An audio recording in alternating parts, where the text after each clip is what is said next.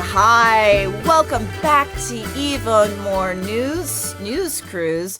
My name's Katy Stoll, and I am sunburnt. Oh, I'm so sorry to hear that, but thank yous for introducing us to the show and to the fine people at home. Hi, I'm Cody. I'm so sorry about your sunburn. Don't go outside. That's what you do. I'll follow your advice. There you go. And no sunburn. Jonathan is also here. Hi. How's your sun exposure? Well, I've been told many times because of my complexion and genetics that I have to wear sunscreen and a hat every time I go outside. Mm-hmm. Yeah. I don't always do that, but... Well, I just didn't realize it also meant my back. Yeah, counts as skin. Let's do a show. So while we're recording this, the Senate is doing the vote-a-rama on the big, beautiful bill. I'm sorry to keep calling it that, and that's the shortened version. I'm sorry. What are we supposed to call it? It's quite frustrating that they're making us say that. We can call it something else. The Trump bill makes sense. Yes. Right? That is accurate. And it doesn't let them get away with it. There's so many bad things about it. The 12 million people not getting Medicaid, the increasing ICE funding by 5-fold more. That's terrible. That's terrible too thing much to do. money. What are they going to call the next bill? Well, this is the one. I know it's probably the one, but like if they ever there's only one beautiful bill, all the other ones suck shit. HR 371, we are dissolved. Big Beautiful Bill Act 2. Big tootiful bill. Too big. No more. Too big, too beautiful. No more bills, only decrees. The big beautiful bill fascist drift. There you go. Okay. Go. So they've got options. They'll figure it out. Okay. We're going to talk about that. I'm going to keep my eye on what vote-a-rama things are being voted up or down. I think this thing's going to pass. It's bad. Let's talk about what the Supreme Court did late last week. Did they accept bribes? Oh, I'm sure they did separately. That wasn't even part of their Is it a day of the week, Cody? Okay. Is it a day of the week? They kind of dumped all this stuff on the last day of the session. And the big one was that they voted to limit the ability of federal judges to issue nationwide injunctions or universal injunctions. And they did this on the case about Trump's executive order about birthright citizenship. So as we have to clarify right at the beginning, the Supreme Court didn't say that birthright citizenship doesn't exist anymore. However, they did say that in order to not have the unconstitutional executive order apply to you, individual groups or classes have to sue. So that is to say, the judge that said this is unconstitutional, it only applies to the people who sued to make sure that happened. And as we know, newborns whose parents weren't born in this country are really great at joining class action lawsuits. Mm-hmm. I mean, we teach them young. And this is good. The GOP famously loves class action lawsuits. They think they're good. They like class action. They like lawyers who generally they like lawyers. They like when they get together and people get together to do these class action lawsuits. For sure. Elon Musk has several tweets about how the Democrats are the party of class action lawyers and they're the enemy. This has an effect that they don't like and will not want and will try to make harder for people anyway. I do think this will gum up our already gummy judicial system. It is scary. I understand the argument. I see the argument that, okay, executive orders have become a more prominent feature in our system over the last 20 years with more recent administrations. Hard to get things done with Congress being as split as they are. But that being said, the ability to issue an injunction while we figure out the legality of things allows for people to not have their lives totally upended over something illegal, which is what's happening now. This is madness. Right. Like both parties, to be fair and balanced, both parties have expressed some disdain for nationwide injunctions. Obviously, the GOP loved them when Biden was in office and he wanted to do student debt relief. But it's very, of course, obvious and telling that the Supreme Court waited until now to make a ruling saying the nationwide injunctions are a no-go, and not always. Only if there is a more narrow way you can give relief just to the people who sued, then you should. And if that's not the case, then you can still do a nationwide injunction. And I would argue that the birthright citizenship executive order is very much like that, because something that is blatantly unconstitutional will apply to everyone. It actually applies to all of us, because how are any of us citizens other than the fact that we were born here? And that's why this one is specifically so confusing for me. I understand that there is a number of cases right now, nationwide injunctions that have been holding, and this is kind of a test case. I saw somebody discussing whether or not this was a calculated move on their part to bring this specific case before the Supreme Court and be able to bring up the issue of halting nationwide injunctions. But this one specifically feels worthy of a nationwide injunction. What do we have? Do we have, after this, piecemeal, this state, it's okay if you're born here, you're a citizen, this state, you're not? What does this even mean? This is like if there was one situation where that should apply, it's this one. Yeah, Leah Littman brought this up a month or so ago on this show, that like because birthright citizenship is in the Constitution, no judge is going to subscribe to the Stephen Miller theory, we hope. A bunch of class actions are going to go through, and every district is going to eventually say, no, you get relief from this. And I think that is what the Supreme Court is hoping, that they can give Trump this win, but the unconstitutional stuff is still not going to go through. But of course, we don't know that. It does leave open the question that birthright citizenship, despite it being enshrined in the 14th Amendment, could just not apply because Trump says so. Do we think that that's likely? I mean, in this case, and again, I'm going with some of the optimist analysts that I read, they're saying that if birthright citizenship itself made its way to the Supreme Court, they would say it's in the Constitution, can't do anything about it. I mean, after reading some of their rulings the last few days, I'm not positive about that. And he could say, no more criticizing Trump on a podcast, and then we immediately have to join the suit with Majority Report and, everyone else, right, and Rachel Maddow to say, like, well, no, that's a blatant violation of the First Amendment, but it holds until we do that. Right. It's absurd. That's what's so terrifying. And to your point, that was a leading question of, do we think that this would actually happen? You asked me a month ago, I would have had a different answer. I would have been more confident in my answer. But as of right now, I feel like anything could happen. And I don't mean to be fear-mongering but it just this... I don't think it's unreasonable to think that they... Yeah. Why would you make that executive order if that wasn't your goal that you're pushing for, There's no world where they're not trying to do all the things that we're worried that they're trying to do. Like they telegraph it. I mean, I guess there is a world where like reality is different, but like they talk about it all the time. We know who he is. We know what the entire movement is about. We know what Stephen Miller wants to do. Like we know what this Supreme Court is like allowing them to do already. I wanted to address, I don't think it's fear mongering of you to like be like, yeah, they like this is possible. I would rather overstate dangers than not think they're going to happen. I feel it. I know people at home feel it. Existential terror all the time, fear. So I don't love to pile onto that, but we have to be aware of the reality and the possibility. Yeah, and be like realistic and honest and stuff, and like don't go lay in the sun. Don't freak out. Don't lay in the sun. But like, are you telling me not to go touch grass, Cody? I didn't say don't touch grass. I said don't lay in the sun. Well, how am I supposed to touch grass without exposing my back to the sun? God damn it! Put on a jacket. Put on a hat. Put on a mask, and like get your like fingerless gloves, and the tips of the fingers can touch the grass. and those will get burnt. Not if you do it quick enough.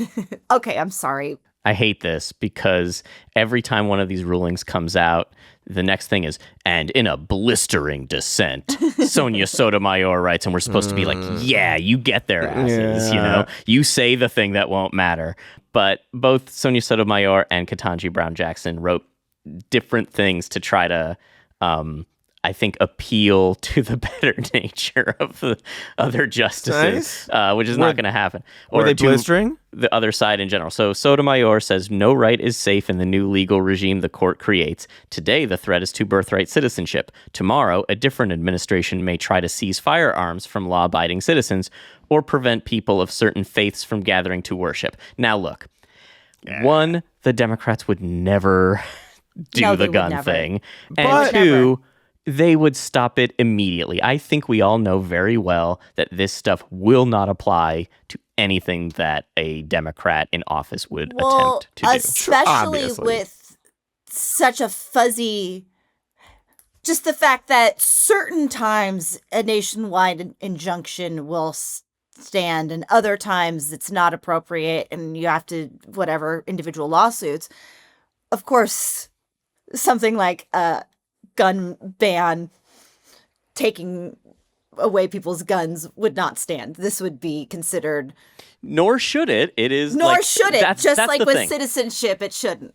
Obviously, that ain't happening, and we all know the Democratic Party, and we all know how these things go. But you want to give an example that is like counter to like what they want. You want to point out that like, well, guess what? If you have a different president in like a couple of years, then it's the shoe's on the other foot and so on and so forth. But obviously, like, come on. No, I think it's a perfectly appropriate example to make your point.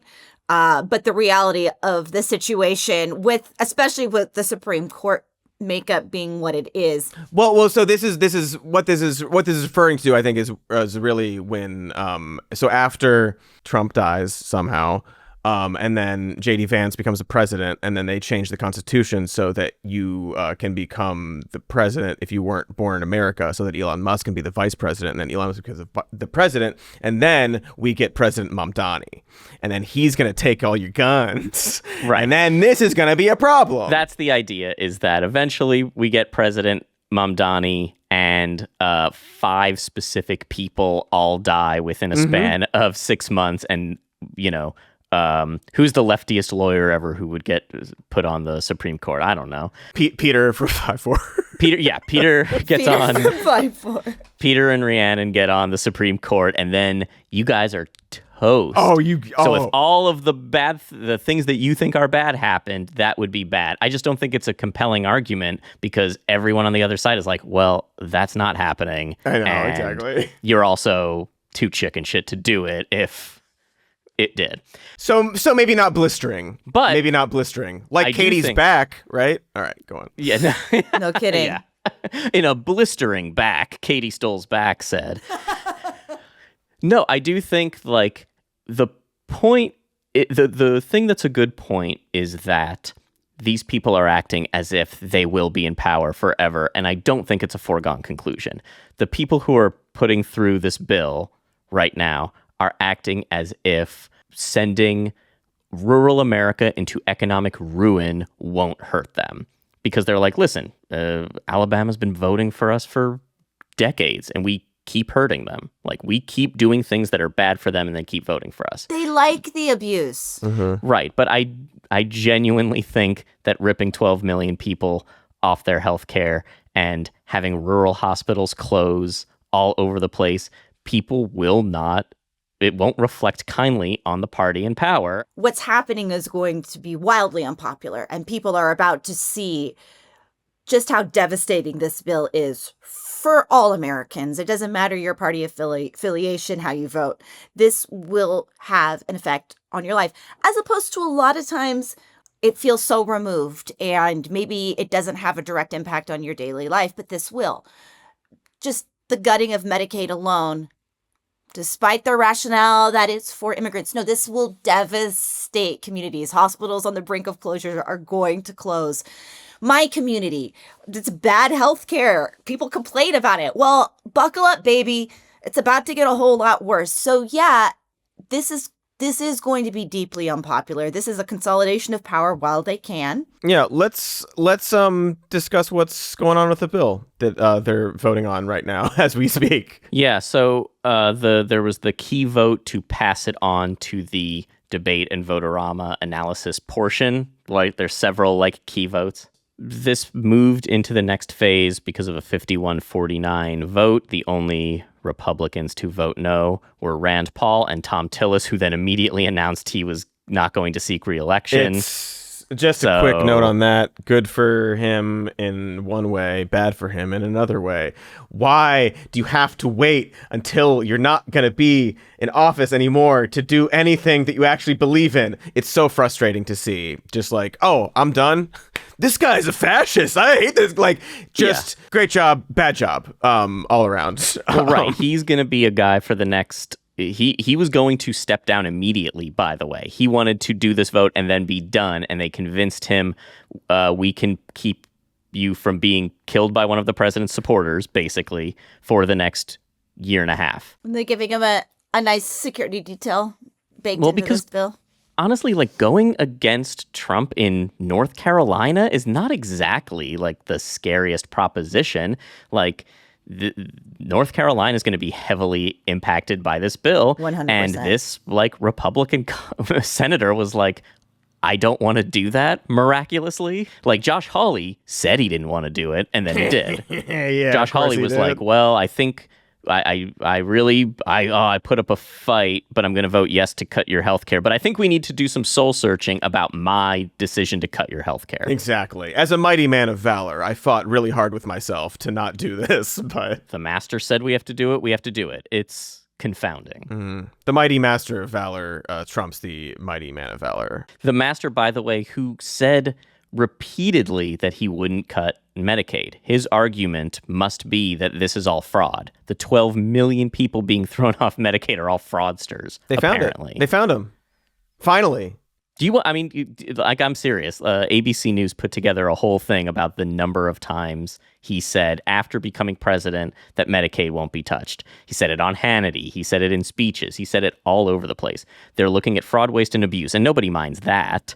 But they're not cutting Medicaid. I've said it so many times. You shouldn't be asking me that question. It's infuriating and obvious. It's the Project 24. I've never even heard of Project 2025. Just every step of the way. It's the Rogan clip from the other week of wow, he just said they were gonna. I thought he said they were gonna go after criminals first. Just don't believe the things he says. They don't give a shit about how this is polling or how average Americans, whether or not they're waking up to the lies or not.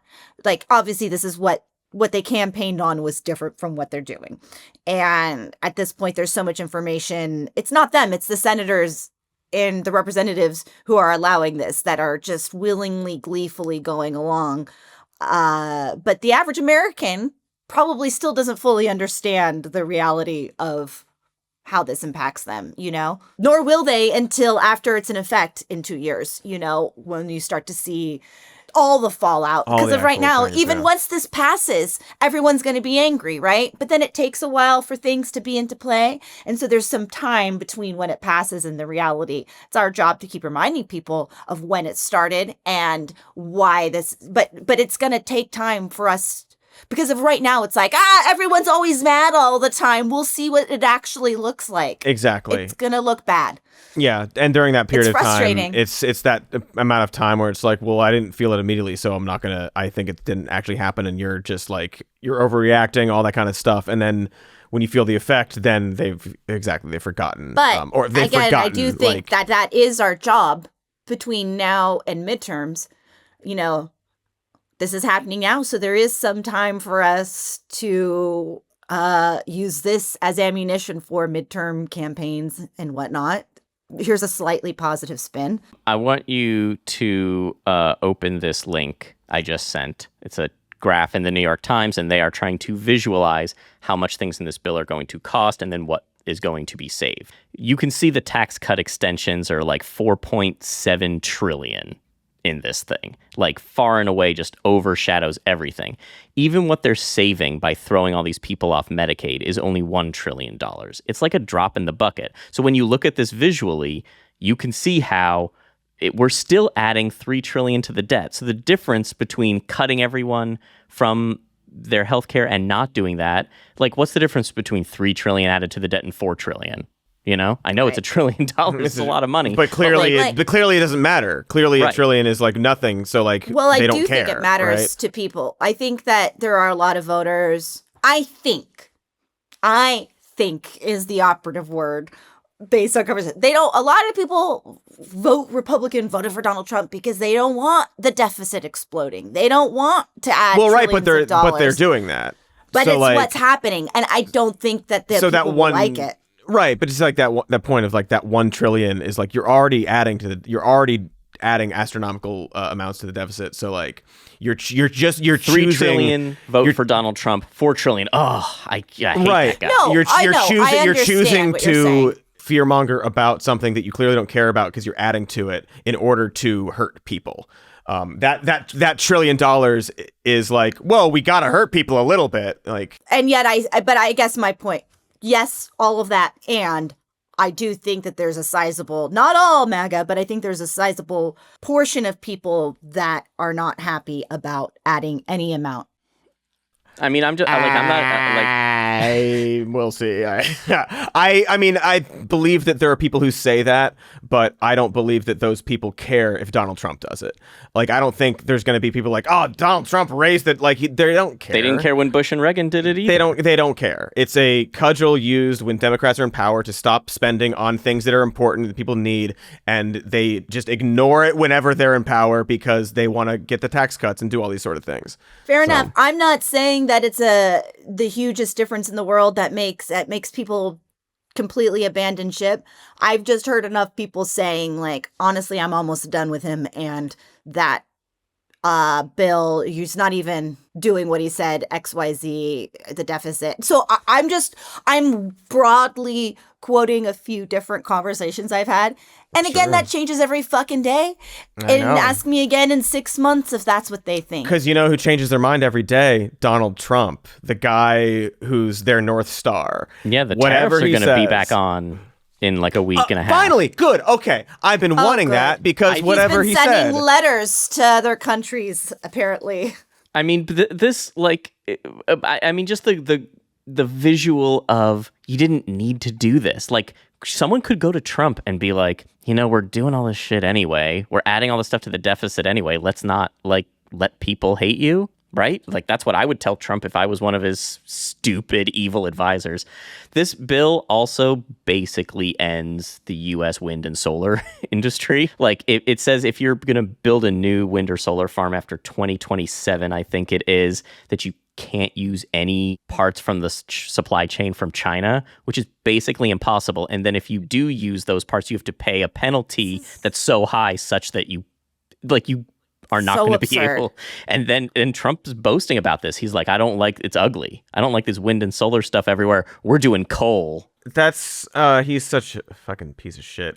I mean, we've discussed this since I think 2015. He's always had a vendetta against wind turbines. He does. Simply because they ruined the view at one of his golf courses. He's been railing about them for 10 years because they ruined the view at one of his golf courses. That is why he's doing all of this. Also because it aligns ideologically with Other the parties things, in charge of yeah. it and all the stuff. But so much of it is just this weird vendetta he has against like what he calls windmills. It's not news to me how much energy AI consumes, but reading just a little bit more about it and starting to understand and wrap my mind around everything a bit more and the implications of it, and just what are we doing? What are we doing?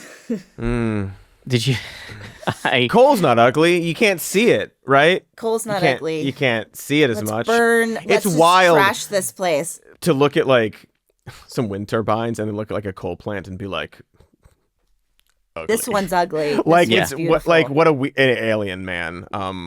Whatever. What were you gonna say, Jonathan? Well, there is no coal plant by his golf course. Exactly. So, That I mean, what's the honestly, problem here? that's what you got to do. We got to get a Wilkes brother or whomever, just build a plant by one of Trump's golf courses, and then Build one of the like Geo Group migrant concentration camps by his. Build a concentration camp and a coal plant right by Mar-a-Lago or like one of his, just any of his courses, and then we'll be fine. The country's do saved. a zone of interest to Trump, and he'll be like, "This is very ugly. I don't want to do a zone of interest by my golf course." I didn't care for this. That doesn't interest me.